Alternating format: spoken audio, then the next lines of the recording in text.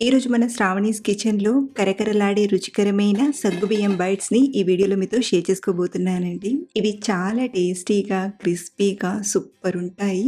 Evening టైంలో తక్కువ టైంలోనే సింపుల్ అండ్ బెస్ట్‌గా స్నాక్ చేయాలంటే వీటిని ఓసారి ఇలా ట్రై చేసి చూడండి. 100కి 100% నచ్చేస్తాయి. అంతేకాదు వీటిని చేయడానికి పెద్దగా టైం కూడా పట్టదు. ఒక 10, 15 నిమిషాల్లోనే ఇలా వేడి వేడిగా చేసుకొని టేస్టీగా తినేయొచ్చు. మరి ఆలస్యం చేయకుండా వీటిని చేయడానికి ముందుగా స్టవ్ ఆన్ చేసి కడాయిలోకి ఒక అరకప్పు సగ్గుబియ్యం తీసుకోండి. టేస్ట్ బాగా రావడానికి ఒక పావు కప్పు బియ్యం తీసుకోండి. బియ్యం మీరు ఏ టైప్ బియ్యమైనా వాడొచ్చండి. లేదా బియ్యం వేయడం ఇష్టం లేకపోతే బియ్యానికి బదులుగా అటుకులనైనా తీసుకోవచ్చు. సో ఇలా తీసుకున్న వీటిని మీడియం ఫ్లేమ్‌లో బాగా ఫ్రై చేయండి. మనకు ఇందులో ఉన్న బియ్యం అనేది కొంచెం రంగు మారేంత వరకు ఫ్రై చేయండి.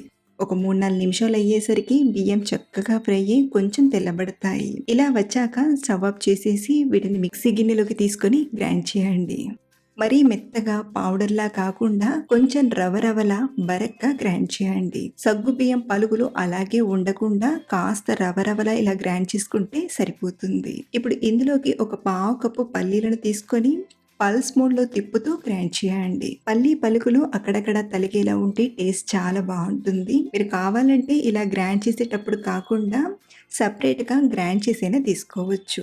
చూడండి, పల్లీలు మరీ మెత్తగా కాకుండా ఇలా పలుకుల్లా తగిలేలా గ్రైండ్ చేసి ఒక గిన్నెలోకి తీసుకోండి.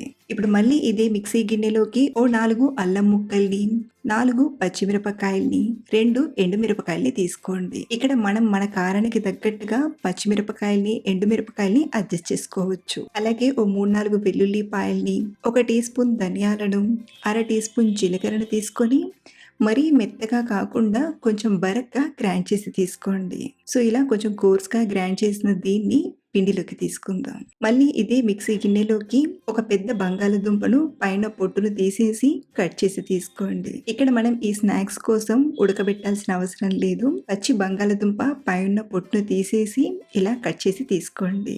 ఆలు సైజ్ చిన్నగా ఉంటే 2 తీసుకొనైనా చేయొచ్చు. ఇందులోనే ఒక 2 టేబుల్ స్పూన్ల పెరుగుని తీసుకొని మెత్తగా గ్రైండ్ చేయండి. సో ఇలా గ్రైండ్ చేసిన ఆలుని కూడా పిండిలోకి తీసుకోండి. మిక్సీ గిన్నెలోనే కొంచెం కొంచెంగా నీళ్ళను తీసుకుంటూ పిండిని కలిపి తీసుకుందాం. సగ్గుబియ్యం నీళ్లను బాగా అబ్జర్వ్ చేసుకుంటుంది కాబట్టి కొంచెం కొంచెంగా నీళ్లను వేస్తూ బాగా కలపండి. ఇక్కడ మనం చేసే ఈ క్వాంటిటీకి 200 ml వరకు నీళ్లు పడతాయి. అలాగే ఇందులోని రుచికి సరిపడా ఉప్పుని తీసుకొని బాగా కలపండి. మనకు కన్సిస్టెన్సీ అనేది ఇలా ఉండాలి.